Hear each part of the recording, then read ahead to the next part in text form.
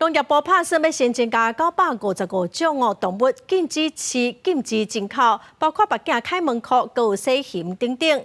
也毋过有动物团体是批评讲，提出名单的单位是台湾工业技术研究院，毋是野生动物的专业单位哦。学者嘛建议讲，要先做好风险的管理甲教育。动保司是回应指出讲，会先来禁止有强势的物种。怎么了？怎么了？好啦，为什么？笑讲因兜的酷鱼真够讲话，看起来真像咧摸酷鱼的头。伊是外号沙西米的酷鱼训练师，除了开课程，也伫网络直播分享饲酷鱼的感想甲正确的知识，希望减少大众对白汤类的误解甲歧视。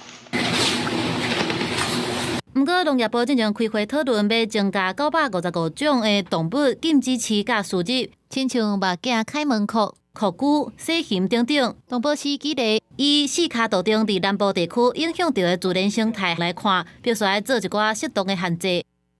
饲养的物种，或者是那个外来入侵，或是生态、公共安全影响的这些，会做适当的一些限制。那这部分我们大概也是依照国内的一些实际上的一个状况去做一些处理。台湾两栖白塘动物协会批评讲，即个拟出955种禁止饲的动物，评估单位是工研院，毋是野生动物甲特殊异血宠物的专业单位。反倒宠物的市场甲即马流通的真侪物种，未来可能全面拢禁止。我现在能推广什么？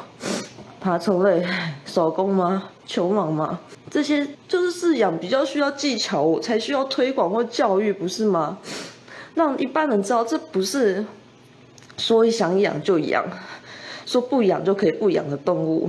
有学者建议，部分的物种虽然爱有公共安全甲动物福利的风险，不过爱做的是风险管理甲饲主的教育责任。若全面禁止，可能致使宠物地下牧业，或者是非法饲的状况更加严重。各地县市政府也可能无法度消化上济收容量。动保司对此回应讲，针对有强势的物种会优先实施，有讨论空间的物种是另外做配套的措施，也未有实施的时间表。公司新闻采访报道。